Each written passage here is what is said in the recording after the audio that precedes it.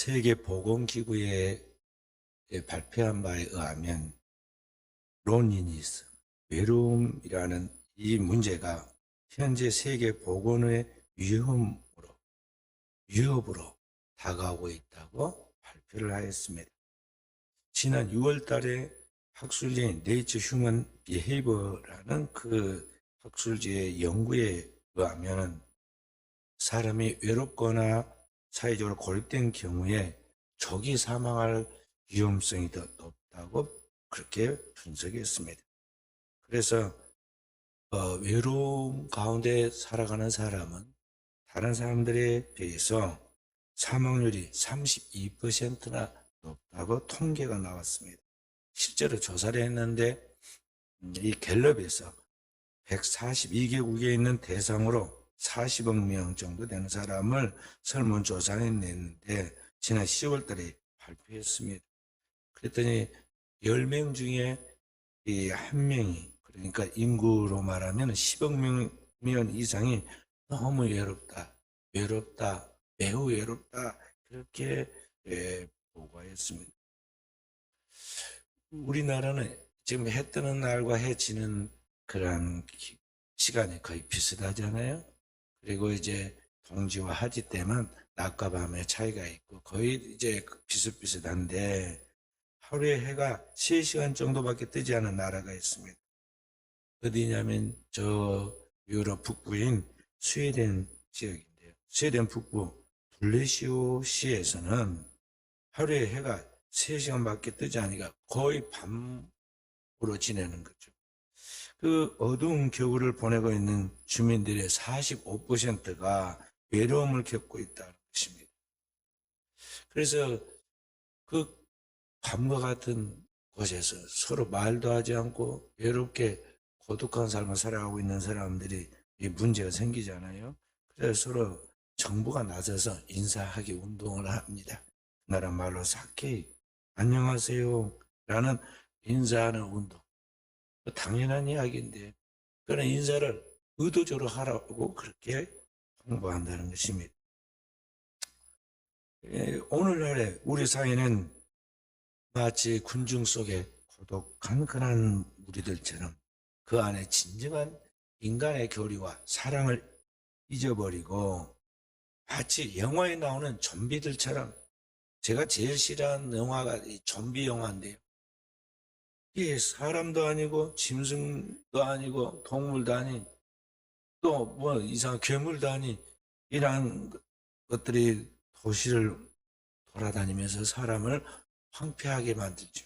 그러나 이 좀비들처럼 오늘날 현대인들이 밤이면 술과 마약에 취해서 심지어 낮에도 그렇게 다닙니다. 거리를 서성이고 그러한 사람들이 수많은 범죄를 저지르고 그 인생이 얼마나 앞으로 황폐해질 것인가를 생각하지 못한 채 그렇게 사고를 저지르고 다니는 것을 볼 수가 있습니다. 화려한 도시일수록 화려한 이면에 황량한 그 도시의 밤거리에 방황하는 수많은 인생들, 좀비와 같이 흐느적거리고 다니는 이 인생들을 우리가 보고 있습니다. 그래서 오늘날 이 고독한 군중들에게 가장 필요한 것이 뭘까 우리가 생각해 보아요. 하나님은 오늘 이 황폐한 세상에 인간의 가장 기본적인 행복의 요소인 가정에 대하여 가정을 회복하도록 하나님께서 우리 가운데 역사하신 걸 알아야 합니다. 하나님 첫째 하나님의 가정이 있고 하나님의 가정의 모형으로 이 땅에 아담과 하와를 통해서 하나님의 형상과 모양으로 가정을 이루게 하셨는데 죄로 말미암아 이 모든 것이 파괴됐지. 그런 인간에게 다시 하나님께서 가정을 회복시키고 하나님의 가정이 하나님의 나라에 우리를 인도하시려고 하나님의 그 아들 예수 그리스도 하나님의 독생자를 이 땅에 보내십니다. 그렇게 하나님께서 우리를 구원하기 위하여 그의 독생자를 이 땅에 보내주시겠다고 약속하셨고 그 약속하신 대로 예수 그리스도가 오셔서 이 땅에 있는 모든 문제, 우리 인간에 당면하고 있는 그 모든 죄와 또 질병과 그리고 사망, 그리고 지금 이후에 영원한 심판에 대한 저주의 문제를 다 그리스도께서 오셔서 십자가에서 우리의 죄를 도말하십니다. 그래서 그리스도께서 이 땅에서 십자가를 친 그 의미는 그가 창에 찔리고 그가 채찍에 맞고 그가 죽임을 당한 그 의미는 그건 자체가 무슨 죄가 있어서가 아니라 오늘 우리의 죄에 대한 하나님 앞에서 대신 속죄하는 그런 행위였는데 그리스도께서 십자가에서 죽으심으로 그가 찔림으로 그가 상함으로 우리의 모든 죄와 허물을 다 주님께서 담당하고 우리의 죄값으로 영원한 속죄를 이루는 그분이 이제 죄의 값은 사망이기 때문에 사망을 당하게 되죠. 그렇게 해서 오늘 우리가 하나님의 나라에 영원한 생명을 얻게 되고 다시 우리의 잃어버린 가정을 회복하게 되고 더 나아가 영원한 하나님의 가정이 하나님의 나라에 우리가 들어갈 수 있는 축복을 얻게 되는 것입니다. 바로 그 축복을 주시기 위하여 하나님께서 인간의 몸을 입고 이 땅에 오신 사건이 뭐냐면 그게 그리스도의 탄생, 성탄이다 하는 것입니다. 그래서 그리스도가 이 땅에 태어날 때에 하늘의 천군 천사가 내려왔고 하늘의 천군 천사가 내려와서 수금과 비파를 켜고 하나님의 나팔을 불면서 다 함께 합창한 찬송의 노래가 이 누가복음 2장 14절에 나와 있는 내용입니다. 어떤 내용입니까? 지극히 높은 곳에서는 하나님께 영광이요 땅에서는 기뻐하심을 입은 사람들 중에 평화롭다. 모든 하나님의 그러한 축복의 그러한 의미를 그리스도를 통해서 이 땅에 하나님이 준 그 축복의 의미를 한 줄로 압축해놓은 그런 노래. 지극히 높은 곳 하나님의 나라에서는 우리 하나님 앞에 영광이 되고 이 땅 위에서는 하나님의 기뻐하는 사람, 사랑받는 사람들에게 참 진정한 하나님의 평화를 주신다. 그 평화를 노래하고 있어. 바로 그것이 성탄의 의미다 하는 것이죠. 그러니까 그것이 성탄이 얼마나 우리에게 복되고 의미 있는 날인지 모릅니다. 바로 이렇게 영원 전부터 우리 인간의 인류의 구원을 위하여 약속하시고 하나님께서 성경 곳곳에 끊임없이 미리 예표로 계시하여 주셨던 그 하나님의 독생자, 하나님의 아들 메시아가 하나님이 약속하신 대로 믿음에서 아브라함의 혈통을 이어받은 아브라함과 다윗의 자손의 가정을 통해서 다윗의 자손 요셉의 가정을 통해서 동정녀 마리아를 몸을 빌어가지고 이 땅에 태어나시죠.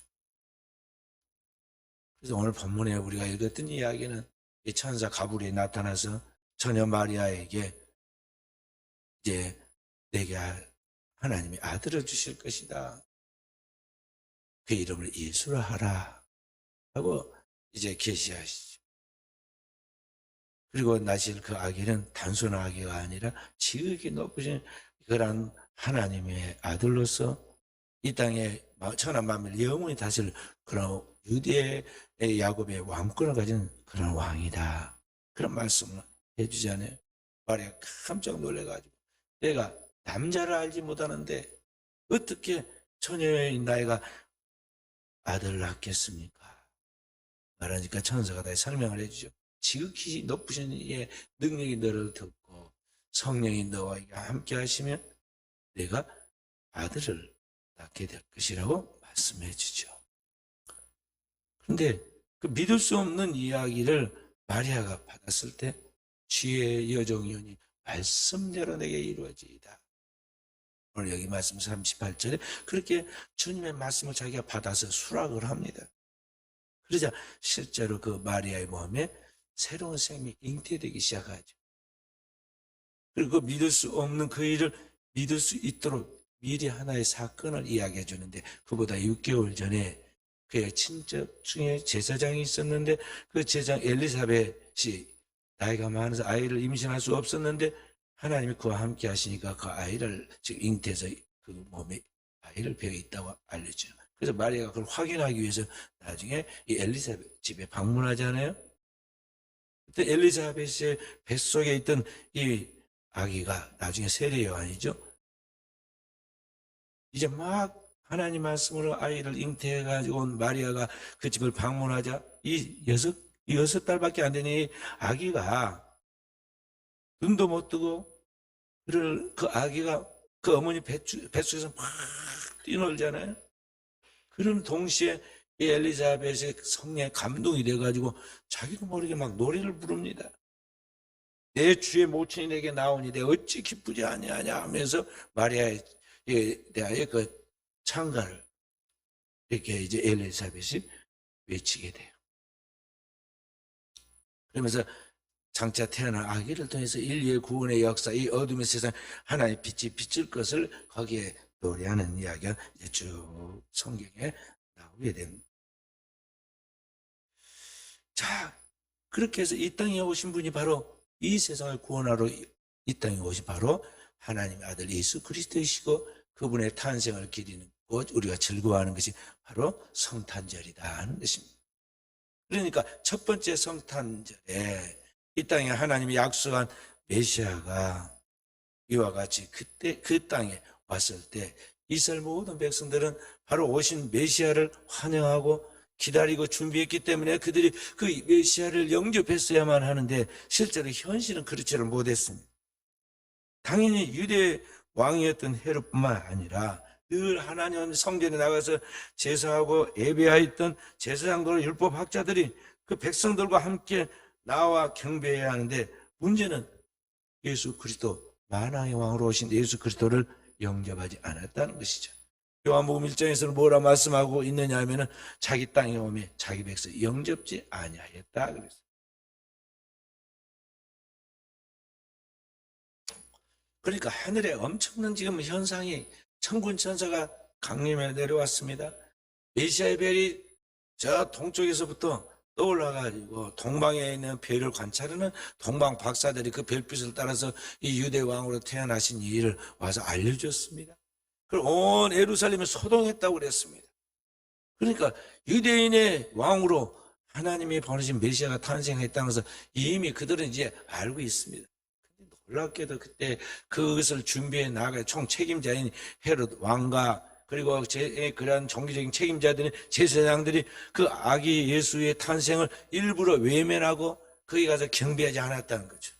이방 동방 박사들은 찾아와서 황금과 유황과 몰약을 드리고 경배하고 들판에 무명해 그 목자들은 와서 그 놀라운 광경을 체험하고 강보에 쌓이는 구유에 누인 아이를 찾아가지고 거기에 가서 경배를 하는데 실제로 그런 것들의 지식을 갖고 있고 알고 있었던 왕과 그 제사장들은 가서 경배하지 않았다는 거예요.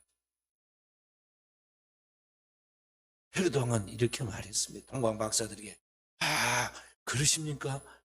유대인의 왕이 태어나셨다고 그렇게 우리도 또 알고 있었는데 그 왕이 어디에 계신지 당신이 찾으면 우리에게 알려주시오. 나도 가서 경배해야겠어.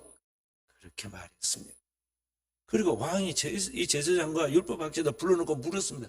왕으로 태어날 이 메시아가 어디서 태어나겠느냐? 그러니까 유대 베들레헴입니다. 성경에 있는 미가서 5장 2장의 말씀을 딱 찾아가 학자들이 이야기했어요.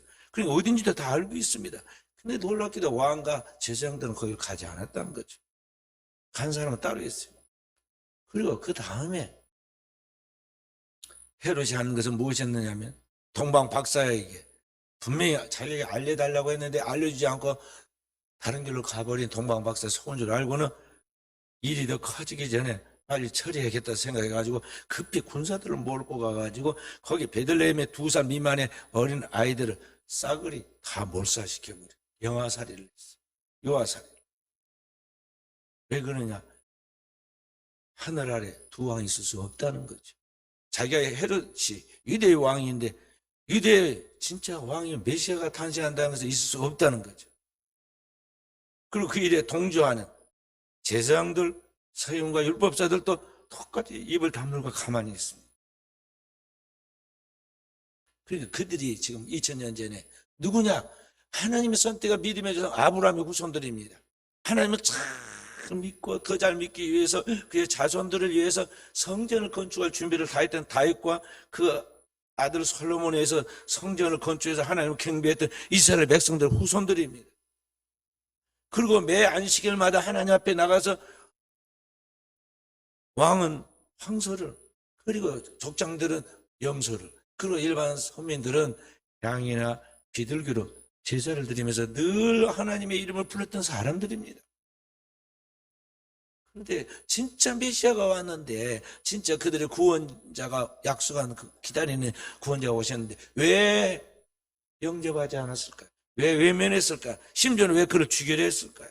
이 헤롯은 유대 왕이긴 왕이었는데요, 목의 혈통이라 어머니가 유대인이고 실제는 이 사람 에돔 사람입니다. 이스라엘 사람이 아니. 목의 혈통이라 유대인으로 인정해 준 거예요. 그리고 어떻게 왕이 됐냐? 로마 황제와 가까운 그런 친분 관계, 어렸을 때 같이 자란 관계가 있어가지고 황제의 그런 백으로 이 유대 나라에 지금 왕이 된 사람이에요. 그리고 왕이 되어 포악한 일을 많이 저질렀어요. 부모, 형제들까지 다 죽이는 그런 잔인한 사람이었는데, 이 사람이 그 권력으로 거기 왕이 되었고 유대 왕으로 지금 다스리고 있었던 시대예요. 그러니 그가 지금 유대인들의 환심을 사기 위하여 46년 동안 거기에 성전을 건축해 두었습니다.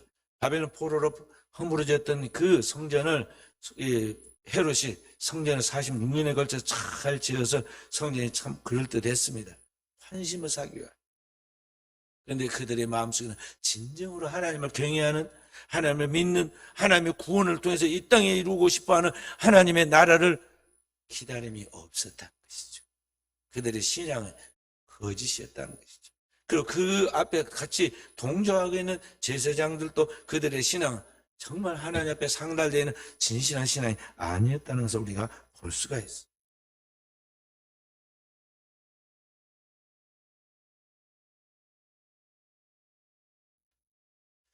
바로 그러한 시대에 하나님께서 아브라함과 다윗의 왕권을 이어받은, 그 혈통을 이어받은 이 요셉의 그 가정에 이제 요셉과 정혼하여 결혼하기로 약속되어 있는 그런 약혼한 사이다는 말이죠. 마리아의 몸을 통해서 예수 그리스도가 태어나게 하시죠.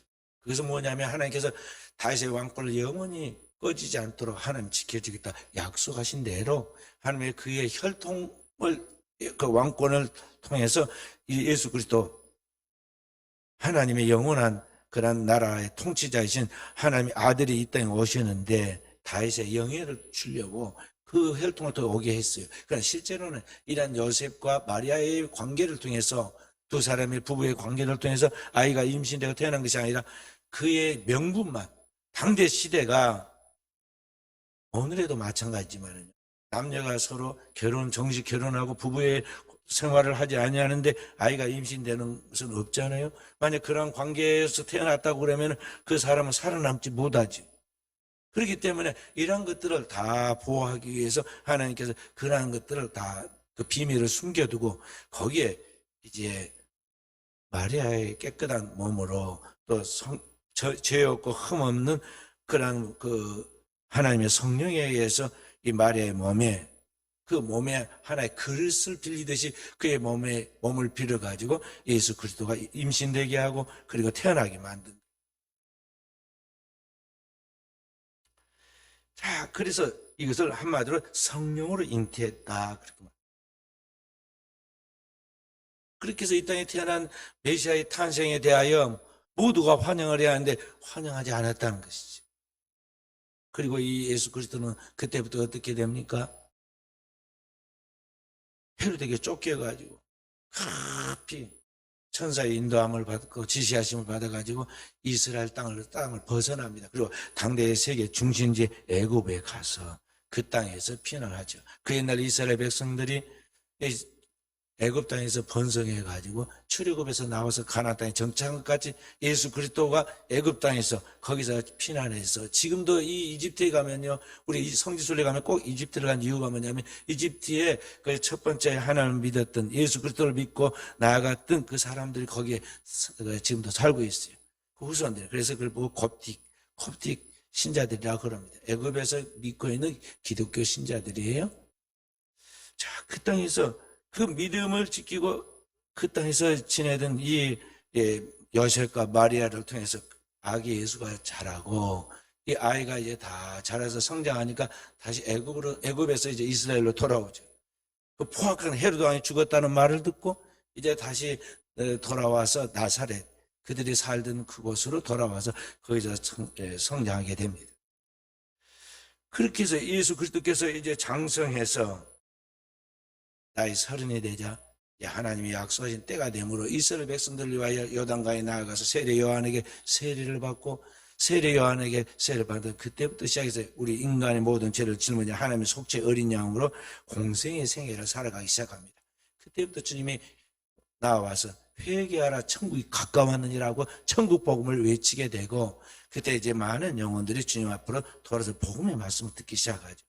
그리고 3년 동안 인류의 구원에 대한 모든 복음의 말씀을 전하고 그리고 마지막 제3년째 되는 해 6월절 하나님의 어린 양으로 자신의 몸을 짐승이 아닌 자신의 몸을 하나님의 속죄하는 인류의 죄를 위한 속죄는 대신 속죄는 제물이 되어서 자신의 몸을 제물 삼고 그리고 자신의 인류 구원을 위하여 하나님께 제사를 드리는 대제사장이 되어 그리고 하나님의 속죄의 제사를 드리는 그리스도께서 십자가에서 죽으시는 그거예요. 십자가의 죽음의 의미예요. 이사야서 53장 5절 6절에는 이렇게 말씀하고 있습니다. 그가 찔림은 우리의 허물을 인하며 그가 상함은 우리의 죄악을 인함이라. 그가 징계를 받으면 우리가 채찍을 누리고 그가 징계를 받으면 우리가 평화를 누리고 그가 채찍에 맞으면 우리가 나음을 입었도다. 우리는 다 양 같아서 그렇게 행하여 각기 제길로 가거나 여호와께서 우리의 죄악을 그에게 예수 그리스도에게 담당시키셨도다. 그리스도가 십자가에서 피 흘리신가? 그리스도께서 십자가에서 죽으신가? 그리스도께서 십자가에 죽으시면서 외치신 그 말씀, 기도 아버지 저들의 죄를 사하여 주십시오. 저들은 자기가 하는 것이 무엇인지 알지 못합니다 하면서 우리를 대신하여 속죄하는 그 기도 그리고 그 기도가 다 마칠 때 그리고 그의 모든 삶이 끝나고 그의 몸에서 땀과 피와 물이 다 빠져나고 마지막 숨을 거둘 때 주님이 외치신 마지막 말씀 테텔레스타이 값을 다 치렀다. 죄의 값은 사망인데 그 죄의 값을 다 치렀다고 말씀하실 때 우리의 모든 죄악이 다 예수 그리스도에게 옮겨졌고 그리스도께서 담당 그 죄가 이제 하나님 앞에 다 용서함을 받게 됩니다. 죄의 값은 사망인데 그리스도께서 십자가에서 우리 전 다 사망 권세와 함께 다 깨뜨리고 거기에서 우리를 속죄함 받게 되니까 다 하나님 앞에 용서함을 받게 되니까 사망에서 더 이상 사망의 그 얼굴을 수 없기 때문에 그리스도께서 제3일 만에 부활하신 거예요. 그리스도의 부활의 그런 의미예요. 우리의 죄가 다 사함받았다. 그리스도를 통해서 우리의 죄가 다 하나님 앞에 용서되었다는 그 의미. 그리스도께서 우리의 죄를 위하여 죽고 우리의 죄악에서 다 사함받은 그러한 주님이 이제 첫 번째 열매가 돼서 우리의 죄 그 사망의 문을 열어놓은 거죠. 그리스도를 믿는 자마다 그리스도의 생명이 그에게 있고 그리스도의 부활의 능력이 그에게 따르게 되는 거예요.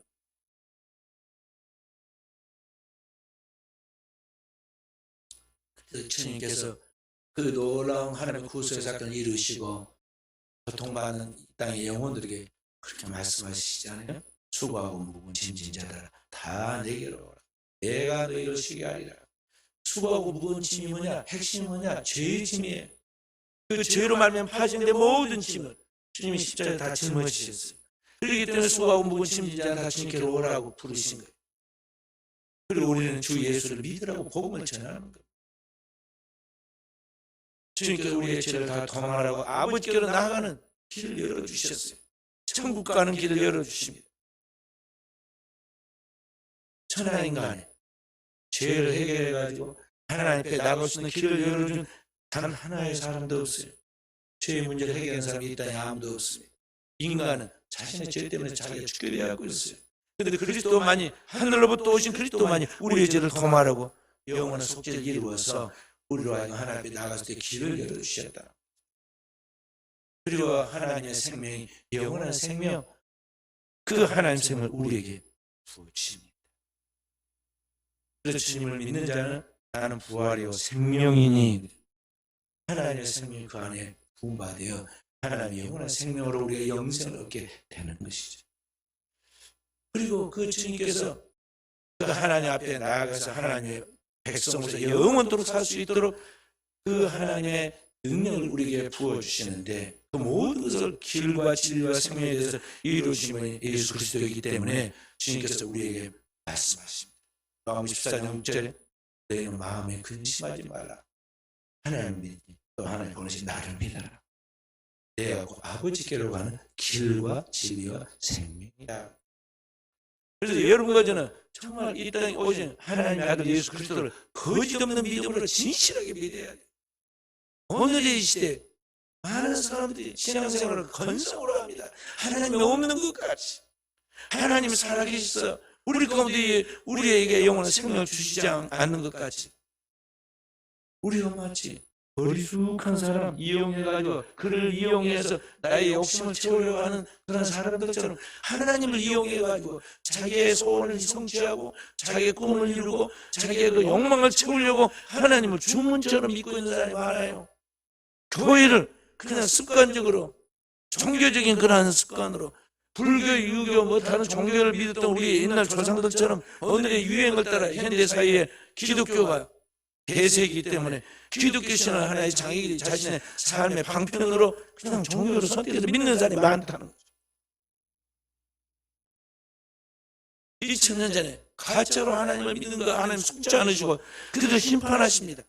하나님께서 로마를 끌어다가 가짜로 하나님을 믿고 진짜 오시는 하나님의 아들 예수 그리스도를 십자가에 못 박고서 조롱했던 그들을 심판하십니다. 로마의 황제가 장차 황제가 되는 티투스라는 로마의 장군이 있었는데요. 이 가짜 유대인들을 신자들을 와서 싸그리 쓸어버려요. 한 사람도 살려주지 않고 그들이 지어놓은 황금 성전, 그들이 지어놓은 그 울타리 왕궁까지 다 흘러버립니다. 얼마나 초토화시켜놨던지요. 2000년 동안 나라를 세우지 못해. 이스라엘에서 거의 한 번 그런 게 아니에요. 그 옛날 출애굽 사건도 비슷한 이야기고. 나중에 그들이 가나안 땅에 출애굽해서 가나안 땅에 정착해 살았는데 가나안 땅에 정착해 살아서 솔로몬과 다윗과 솔로몬의 전성기가 있었잖아요. 그래서 황금 성전도 짓고 거기에서 그들이 번영한 때도 있었지만은 그들이 이제 살만하니까 서로 욕망에 의해서 나라가 갈라집니다. 욕망으로 살면서 가짜 신앙을 하니까 신전을 지어서 하나님의 성전을 지어서 예배는 드리지만요 자기들의 욕망을 이루기 위해서 신전들 여기저기다 많이 짓고 하나님도 믿고 우상도 숭배하고 하나님 앞에 나가서 제사도 하고 세상의 욕망을 저지르면서 온갖 죄를 저지르기도 하니까 하나님이 그들의 불합하는 그런 모습, 부정한 모습을 견딜 수가 없었어요. 그래서 하나님 남과 북을 나눠지게 하고 차례차례 이방에 짓밟히게 합니다. 그래서 그들이 바벨론 포로 이방의 포로가 돼가지고 거기서 수십 년 동안 고통받는 세월을 살아가면서 하나님을 진실하게 믿음으로 그들에게 주어진 축복된 삶의 현실과 우상을 숭배하면서 죄악을 저지르고 살아가는 그 죄악의 참이가 얼마나 차이가 있다는 것을 그들에게 경험을 시켜요. 그래서 바벨론 포로의 혹독한 생활 속에서 이스라엘 백성들이 정신을 차리게 되죠.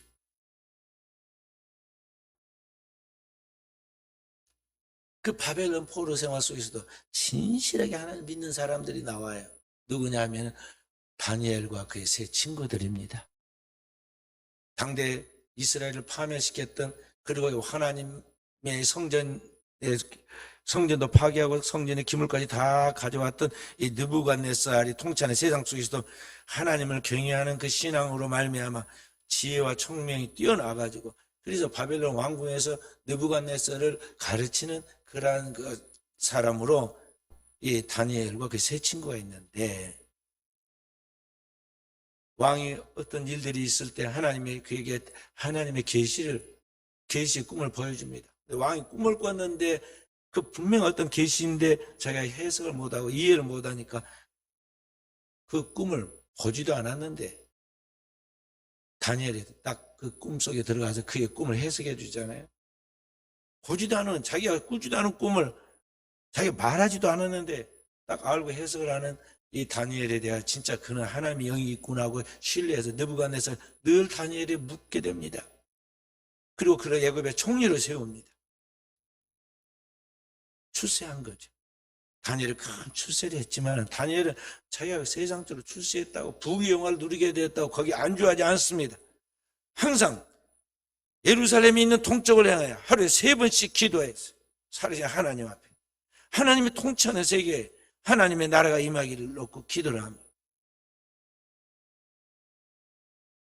여러 가지 위기가 있었음에도 불구하고 끝까지 하나님을 경외하는 이 다니엘과 세 친구들을 통해서 장차 오시는 하나님의 나라, 그리고 이 땅에 구원자신 메시아가 올 것을 그 백성들이 믿었고, 결국 그 믿음대로 그들이 바벨론에서 70년 만에 귀환해서 이스라엘 땅으로 돌아오게 돼요. 그 믿음의 경건한 후손들이 오늘 여기 아브라함과 다윗의 자손을 통해서 온 예수 그리스도, 그리고 그의 가정이에요. 그러니까 이 세상 보이는 나라의 화려함과 달리 하나님이 선택한, 하나님이 함께 하셔서 역사하신, 하나님의 구원하시고 일하시는 사람은 특별하게 하나님 앞에 은밀한 중에 하나님을 경외하는 진정한 신자들이라는 것을 여러분과 제가 알아야 돼요. 그래서 오늘의 이 시대에 여러분과 저는 이 사회 속에서도 세상 사람들이 추구하는 이 세상의 부귀와 영화, 이 세상 왕국과 같은 이 화려한 세계를 기다리고 그런 나라를 꿈꿔서 안 되고, 오늘 여러분과 저는 진정한 믿음을 가졌던 다니엘처럼 오늘의 이 시대에 진정한 신앙으로 그리스도를 이 땅에 잉태하여 이 땅에 하나님의 나라를 오게 만들었던 그 쓰임받는 마리아처럼 거짓 없는 믿음으로 하나님의 나라와 일을 구하는 진정한 신자들로 살아가야 하겠다는 것입니다.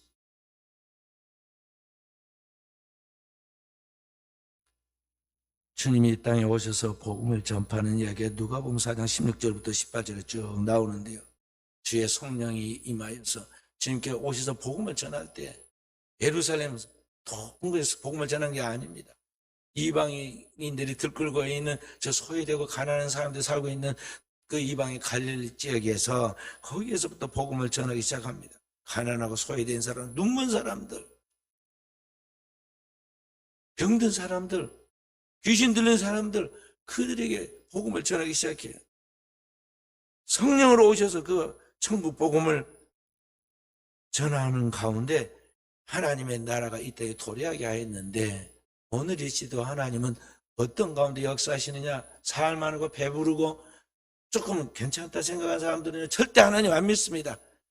조금만 살만해지면요 금방 세상을 튀어나가지고 인정받으려고 대우받으려고 자랑하려고 말이죠.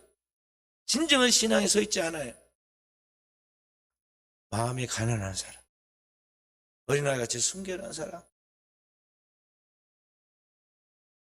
우리의 삶이 궁핍하고 가난하고 또 우리의 몸이 병들어 있어도 정말 하나님만을 소망하고 나가는 그 사람, 그 가난한 심령에 주님 찾아오시고 그들을 통해서 하나님의 나라를 이 땅에 도래하고 역사하신다는 걸 우리가 알아야 돼요.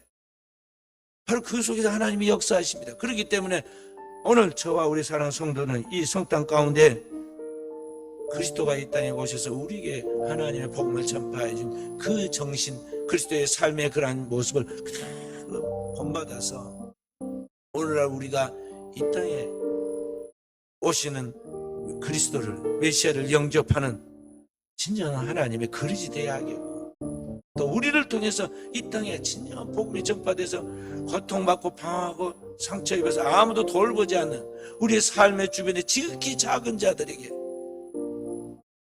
그들에게 주님이 찾아가신다 알고 우리가 주님의 대사가 되어서 그들을 찾아가는 이 시대에 진정한 주님의 종들이 되어야 하겠습니다. 세상에 겉으로 보기에는 화려해서 살만한 것 같고 화려한 것 같고 잘 사는 것 같지만요, 온 세상에 불행하고 고통받는 사람이 너무나 많이 있어요.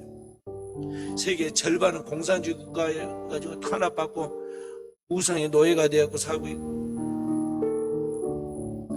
지구 한쪽에서는 전쟁이 벌어져가지고 이 나라와 저 나라가 이제 몇 년째 전쟁을 통해 수십만 명이 죽고 있고 고통 속에서 떨고 있고, 또 어떤 나라는 우리나라 강원도 땅보다 작은 조그만 땅덩어리에서 수십 발의 미사일을 쏘고 포탄을 쏘고 끊임없이 지금 서로를 죽이고 전쟁을 하고, 여기저기 엄청난 사건과 사고와 테러가 일어나고 있는 세계 속에서 고통받는 사람들이 얼마나 많은지 몰라요. 우리나라만 해도 세계가 불어하는 코리안 드림을 이야기하고 한류 문화가 세계를 휩쓸고 있지만은요, 우리나라에서 살고 있는 사람들도 정말 삶이 너무나 버겁고 힘들어서 고통받는 영혼들이 너무나 많이 있습니다. 바로 우리 주변에. 교회는 어둠에 비치고 우리가 살아가는 삶의 자리에서 희망입니다. 어떻게 우리가 그 일을 감당할 것인가? 우리는 진지한 숙고를 해야 돼요. 다른 누가 하는 것이 아니라 우리가, 바로 내가 우리의 삶의 자리에서 그 일을 감당해야 한다는 것이죠. 따뜻한 말 한마디, 복음의 말씀에 진지한 선포, 그리고 사랑, 우리가 돌볼 수 있는 그 우리가 할 수 있는 가장 최소한의 것들을 우리가 잘 다 활용하면 죽을 사람이 살아나게 되고, 방황하는 영혼들이 진리를 찾게 되고, 절망 속에서 휘말리고 죽어가는 사람들이 다시 제2의 인생의 기회를 찾게 된다는 것입니다. 우리나라 안에도 아무도 무관심한 가운데 죽어가는 사람이 매일매일, 보도만 안 돼서 그렇지 수십 명씩 죽어가고 있어요. 지금 강아지 몇 마리 돌보고 뭐 강아지 쓰다듬고 그럴 때가 아니에요. 우리나라는 맨날 개만 위해서 뭐하다가 돌본다고 막 동물도 사랑한다고 그러놓고 나중에 병들거나 조금 부담스러우면 어디다가 살짝 버려가지고 버리는 유기견들 때문에 지금 큰 문제가 되고 있어요. 사람의 영혼을, 생명을 사랑해야 돼요. 천하보다 귀한 것은 인간의 생명이에요. 하나님이 강아지를 데리고 천국 간단 말 없어. 사람을 살려가지고 지옥 가려면 천국 데려가야 할 거 아니에요. 사람이 한번 죽는 것은 정한 있지, 그는 영혼은 심판이 있고 그 지옥에 떨어지게 되는데 이 영혼들을 살려야 할 거 아니에요. 복음을 알지 못하는, 하나님 영혼은 생명을 갖지 못한 그 영혼들을 살려야 하는데 누가 이들에게 진정한 복음을 전하는 복음의 전달자가 되겠냐는 거예요. 크리스마스는 그리스도 예수를 환영하고 그분에게 영광을 돌리고 그분에게 우리가 황금과 유황과 몰약으로 왕에게 든 예물을 받지 않는데 말이죠. 크리스마스 주인공이 딱 바뀌어가지고 아무것도 아닌 우리 자신들이 죽어서 지옥 갈 그런 존재들인 우리 자신이 자기가 왕이 돼가지고 서로 선물을 주거니 받거니 선물 안 준다고 시험 들고 왕에게 받지 할 그런 것들을 우리가 다 독차지하고 앉아서 지금 뭔가 진정한 성탄의 의미를 모르고 있다는 거죠. 이러한 때 우리 그리스도인들을, 깨어있는 우리 그리스도인들이 말해야 하잖아요. 주님이 무엇을 말씀하시든지 주의 여종이오니 말씀대로 내게 이루어지이다고, 죽으면 죽으리라고 하나님의 말씀을 받아서 그대로 자신의 삶에 적용해 나아감으로 그의 작은 행위 같은 그에게 일어난 사건이 천하 만민을 구원하는 엄청난 구원의 기적으로 이어지잖아요. 오늘 이 시대 우리의 신앙의 응답적 행위가 그런 결과로 이어진다는 걸 알고, 저 우리 사는 성도들이 이번 성탄절을 이렇게 준비해서 하나님의 응답에 나아감으로 가정이 살아나고 또 지역이 살아나고 우리가 만나는 영혼들이 인생의 제2의 출발을 가져오는 역사에 있어지기를 주님의 이름으로 축원드립니다.